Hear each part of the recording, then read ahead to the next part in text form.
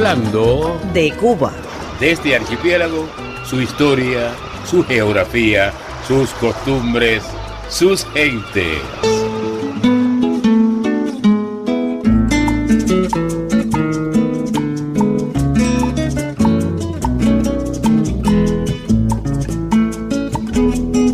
...27 minutos... Hablando de Cuba.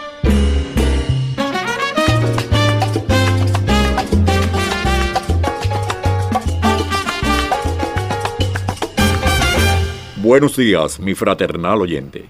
Hoy volvemos a nuestra entrañable ciudad del centro de la isla, a la bella y tradicionalmente limpia Santa Clara, pero en una época bastante anterior al siglo XIX, donde como un mosaico se entremezclaban hechos, celebraciones, leyendas, tradiciones y... Sobre todo, como en el resto del país, en Santa Clara se estaba fraguando la nación cubana. El análisis de estos años nos muestra que los villaclareños formaban su ciudad creando sus símbolos, los que los iban a identificar y diferenciar.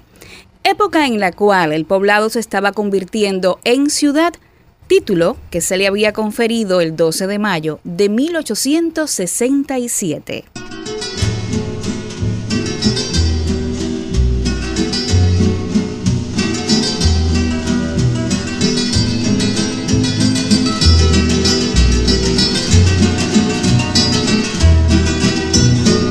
Ya los villareños poseían un flamante teatro, La Caridad, aún hoy en pie.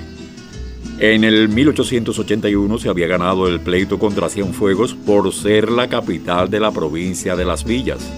En 1889 se había celebrado la primera Feria Exposición Agrónomo-Industrial Artística con un rotundo éxito. En esta ciudad ya se hablaba de la próxima instalación de la luz eléctrica, existía la de gas, se planeaba la edificación de un observatorio meteorológico, la introducción del teléfono y otros adelantos. Por soñar, hasta se soñaba con ver a Santa Clara convertida nada menos que en capital de la isla. Por otra parte, el pueblo se debatía entre varias corrientes políticas: autonomistas, anexionistas y separatistas. Todas estas circunstancias que daban un ambiente determinado a la población contribuían a que el patrimonio cultural que hoy poseemos, ya sea el tangible como el inmaterial, se reflejara sobre todo en nuestra gradual y definitiva cubanía. Por eso hoy conversamos de 3 eventos diversos que usted podría cuestionar, pues relataremos nada menos que, en primer lugar, la leyenda del llamado Guije del Caney. Y estuvieron como eventos destacados de Santa Clara la inauguración de nada menos que 2 museos de cera en la ciudad.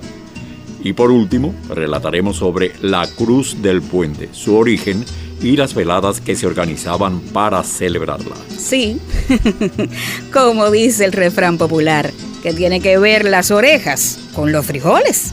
Pues al menos en este caso, sí tienen que ver, pues todos estos sucesos se comentaron en la prensa villaclareña de entonces. Y sobre todo, esos sucesos tuvieron por marco a esta Santa Clara ávida de modernidad y de sus peculiaridades, de sus símbolos distintivos, en fin, de su cubanía. Y empezamos con la leyenda pilonga, la del llamado y muy peculiar Guije del Caney. Resulta que los contemporáneos se debaten entre las descripciones, bastante distantes una de la otra, de los más antiguos costumbristas de Santa Clara, Manuel García Garófalo Mesa y Florentino Martínez. La primera versión, siguiendo el orden cronológico sobre aquel guije, la ofrece Garófalo Mesa en sus Leyendas y Tradiciones Villaclareñas. Garófalo describía al Guije del Caney de esta forma. Era un mono grande, semejábase el animal a un hombre, y le daban el nombre de Guije los morenos africanos de aquella barriada. Esta primera descripción se apega más a la de los típicos guijes de Cuba.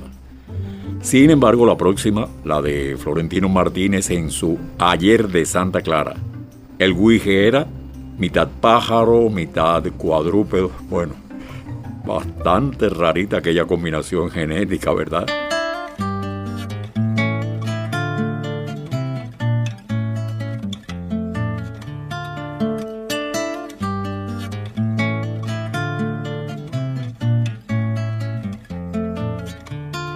Del fondo soy de la laguna fría, donde la novia de la noche va a deshacerse en platería sobre mis aguas de oscuridad.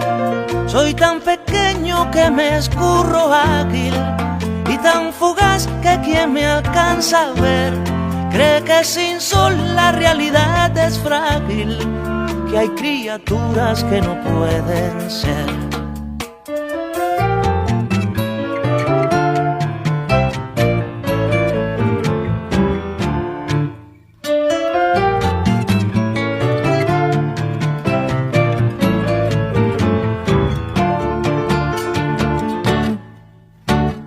Luzco pellejo de barro, melena de limón,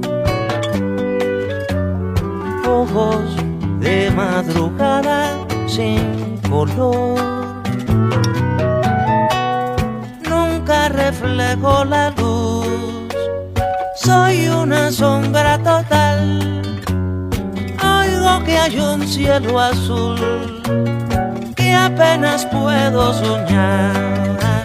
Solo una vez me miraron sin miedo y sin odio.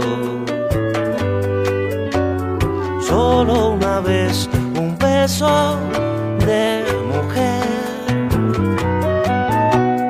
y me sentí el corazón tan vivo que lo canté.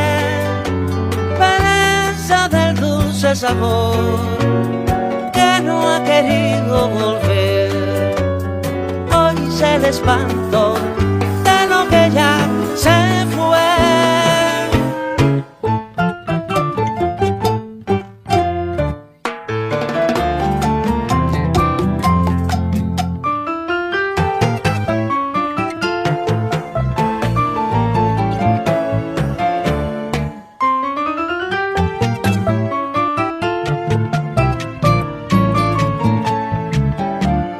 Del fondo soy de la laguna fría, donde la novia de la noche va a deshacerse en platería sobre mis aguas de oscuridad.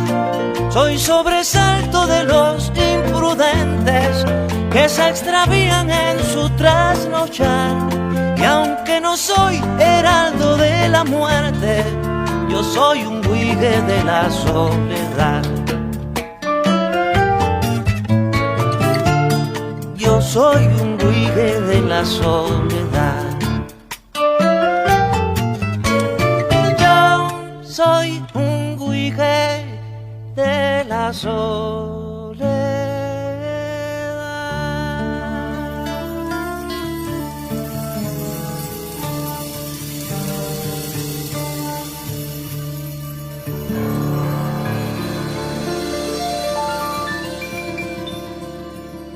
Hablando de Cuba, su programa de Radio Taíno.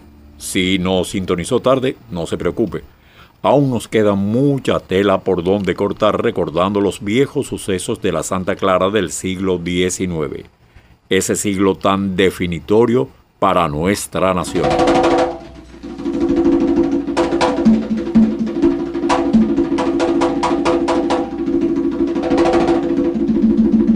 Hablábamos del popular Güige del Caney y de sus dos descripciones tan dispares, tan distantes una de la otra. ¿Cuál de las dos era la verdadera? Podríamos caer en la tentación de aceptar la primera porque es la más antigua y en general porque la mayoría de los güijes en Cuba responden a esa definición. Pero al parecer los dos investigadores llegaron a una errada conclusión, pues. Amigo, amiga, resulta que en el semanario de la época nombrado El Mosaico se publicó una pintura de referido güige, que como se puede observar coincide más con la descripción de Martínez que con la de Garófalo. Destaca que el guije del Caney no es como los usuales, sino es un injerto de mono y aura. Y más adelante es mitad cuadrumano, mitad ave. Tiene del primero el tamaño, los brazos y patas, el cuerpo velludo y el rabo. Pero si nos detenemos a observar la vieja pintura, nos percatamos de que estamos ante una creación artística. No es un guije convencional. Nos recuerda un ángel, un diablo, un ave, un hombre. Por la posición del referido guije, está como un filósofo dedicado a la meditación. El rostro de ave es más bien simpático, el rabo graciosamente curvado hacia arriba. Toda una mezcla no grotesca, sino agradable a la vista. Un guije para amar, no para asustarse. Para conocer el por qué este guije era así y no de otra forma, tenemos que considerar en primer lugar que El Mosaico era una revista semanal ilustrada, semanario alegre y útil. Según sus dueños, aquella publicación semanal estaba dedicada a las damas, y en él escribía la crema y nata de los patriotas villaclareños: Rafael Tristá, José Alemán, Julio Jover y otros como Esteban Borrero. Con estos datos no resulta nada difícil darse cuenta por qué el guije del Caney era diferente. Es que era un guije singular, propio solo de Santa Clara. Y por si fuera poco, también era patriota, porque tenía predilección por asustar a los soldados españoles. Según se contaba en el semanario, la última aparición de aquel personajillo, el famoso guije del Caney, fue a un soldado del regimiento de Alfonso XIII, el cual se desmayó al ver semejante esperpento.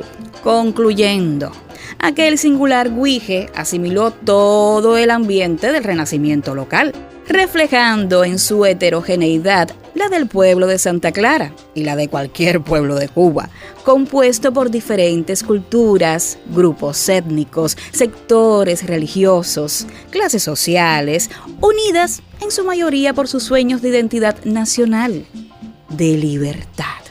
Al guije le deleitaba asustar a los soldados españoles, y eso denota la intencionalidad política de los autores, evidentemente independentistas, quienes en un poema humorístico rimaban versos como: el que causa espanto y grima, por su estampa y por su forma, el que accidentó al soldado la tarde de Santa Mónica. A nuestro modo de ver, la pintura del guije constituyó toda una identificación de la ciudad que crecía, ganaba en cultura, quería ser ella y no otra. Por eso este guije no se parecía en nada a los demás. En fin, aquel guije era único, culto, inteligente, un guije de ciudad, no un personaje mitológico cualquiera, sino un símbolo de la Santa Clara o de la Villa Clara de aquella época. El escudo de la ciudad, aprobado en 1894, era el símbolo de las clases pudientes. Hubo que pedir permiso a la metrópoli para su aprobación. El guije, sin embargo, era un representante del pueblo, de los cubanos. Para tenerlo no había que pedir aprobación a España. Se podía fabricar y se fabricó con tanta eficacia que hasta hoy, muchos años más tarde, al contemplarlo nos sigue intrigando el misterio de su rara hechura.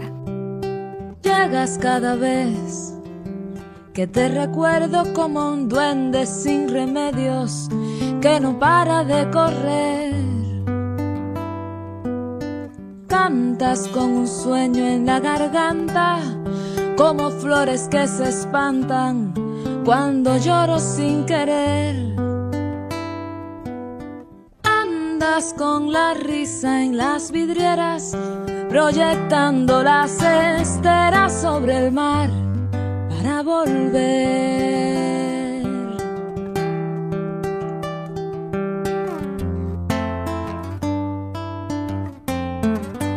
Quédate con tu paisaje, los destellos de este viaje.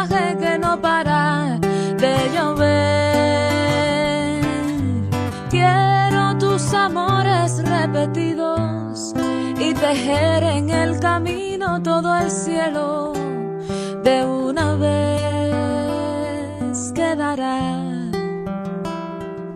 la nostalgia de un beso a media voz.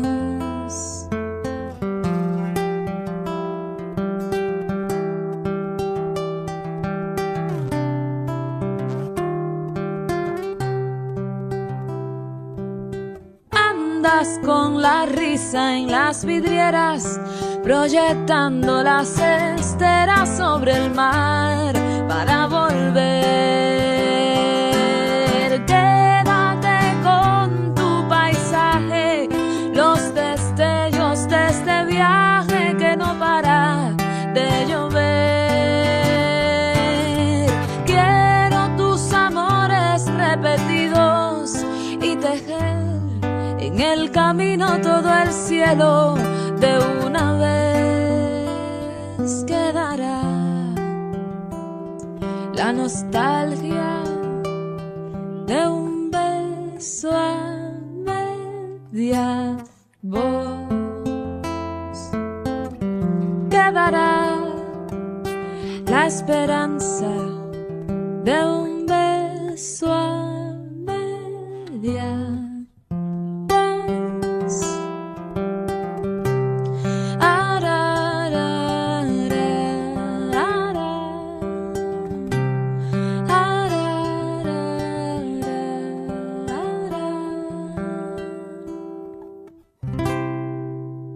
Este es Hablando de Cuba, hoy contándole de la Santa Clara decimonónica que, como toda población criolla, estuvo en ebullición ese siglo para al fin llegar a ser lo que actualmente somos, una nación plena, con identidad, símbolos y un rico patrimonio cultural que preservar y defender.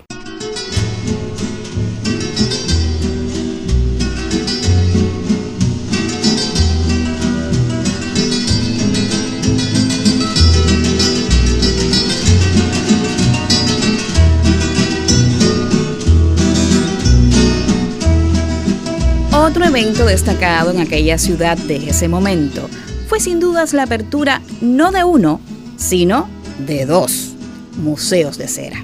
Claro, estos lugares no eran instituciones museológicas con todas las de la ley, tal como las conocemos hoy. No, ¿qué va? Aquellas no pasaban de ser sino meras exhibiciones de figuras de cera que representaban escenas extraídas de obras literarias conocidas, leyendas, figuras de la historia universal y del acontecer de la localidad. Uno de estos museos se encontraba situado en la calle del Carmen y se anunciaba como Gran Museo de Cera. Era propiedad de un tal señor Caifesi.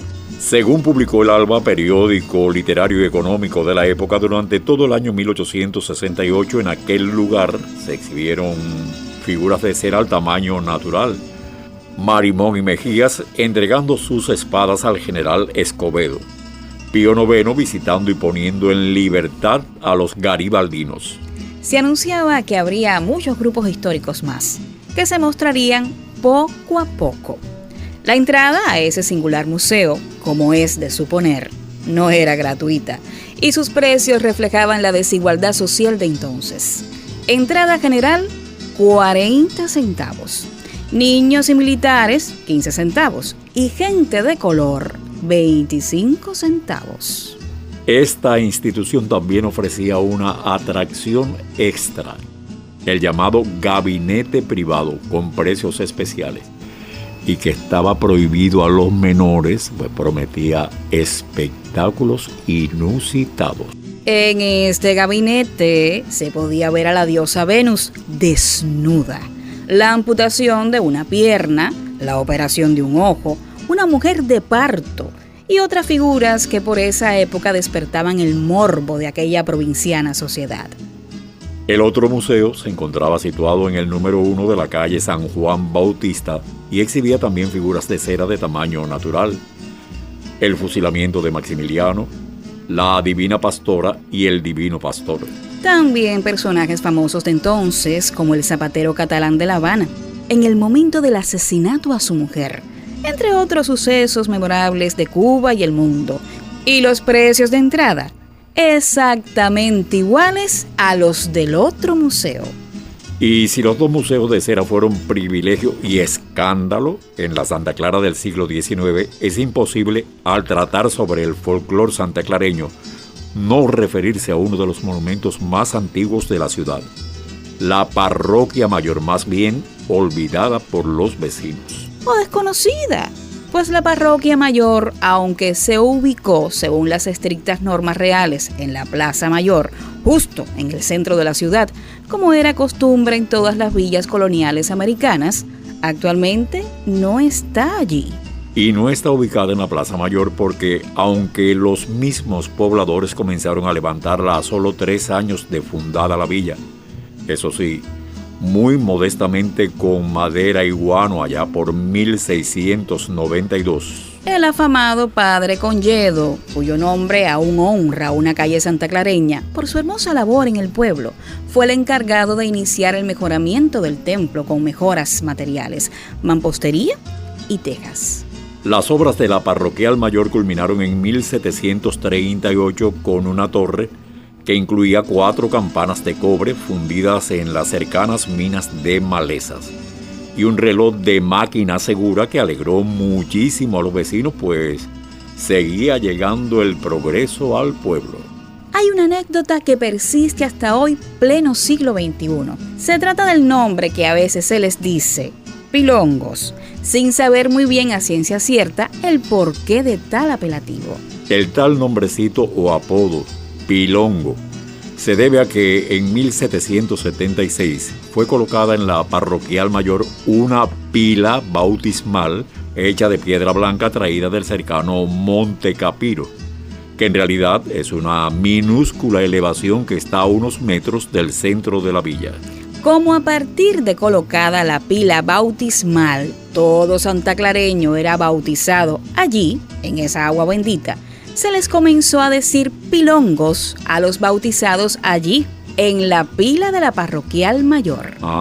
Pero esa situación del bautismo de los pilongos solo duró desde 1776 hasta el 20 de mayo de 1923, cuando comenzó la demolición del inmueble protagonista de nuestra historia. Por tanto, los bautizados de esos 147 años son los únicos pilongos de Santa Clara. Le cuento que para demoler la parroquial mayor pasaron 169 años de tejemaneje político, considerando la ampliación de la Plaza Mayor, en la que aquella iglesia quitaba bastante espacio. A pesar de la resistencia de las autoridades eclesiásticas y la oposición de muchos santaclareños devotos, solo lograron aplazar las obras, pero no las detuvieron finalmente, ni siquiera la intervención del hijo de la benefactora del pueblo, Marta Abreu, Pedro Esteves Abreu, logró impedir la demolición. Desafortunadamente, las iniciativas para detener la demolición de la parroquial y hacer la ampliación de la Plaza Mayor, luego Parque Vidal, no fueron suficientes. No se bautizaron más pilongos. El periodista Flores del Río se quejaba de la situación creada en un artículo de La Mañana el 2 de septiembre de 1923. Paulatinamente va desapareciendo ese histórico templo. Una exigencia de la vida moderna lo requiere. ¿Cuántos recuerdos condensan esas campanas? ¿A dónde irán? Campanas que plañeron llamando a los fieles en mañanas hermosas. Y así fue como Santa Clara ganó un hermoso y amplio parque y perdió su parroquial mayor, como la que tienen casi todos los pueblos hispanoamericanos en su plaza, y no tiene la capital de Villa Clara.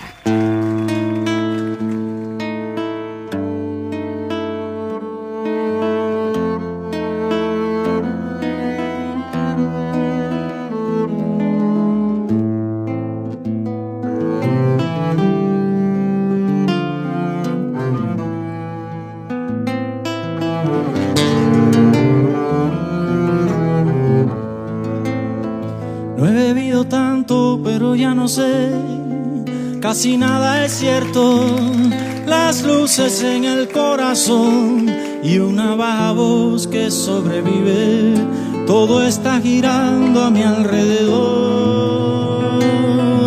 ha debido ser la velocidad con que sopla el tiempo, la música colándose entre los cigarros y el murmullo, y esta felicidad que va contaminando. La luna marca un rastro lento con su recorrido. Igual estuvo ayer, bajando por detrás de tu conversación. Abro las puertas al amor y no basta mirarte. Saltan mis manos fuera de control. Mensaje divino. Abro las puertas al amor y no basta mirarte. Saltan mis manos fuera de control. Mensaje divino.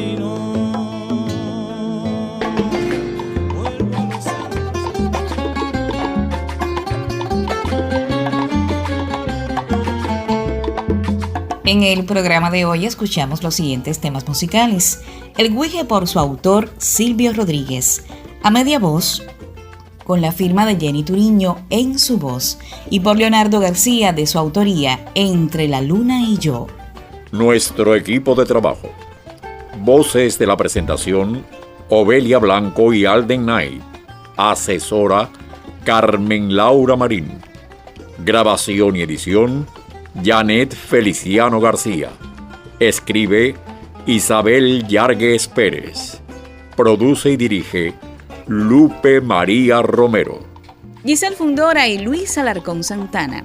Hoy hemos conversado del mosaico villaclareño del 19. Han sido 27 minutos hablando de Cuba. Así, a lo cubano.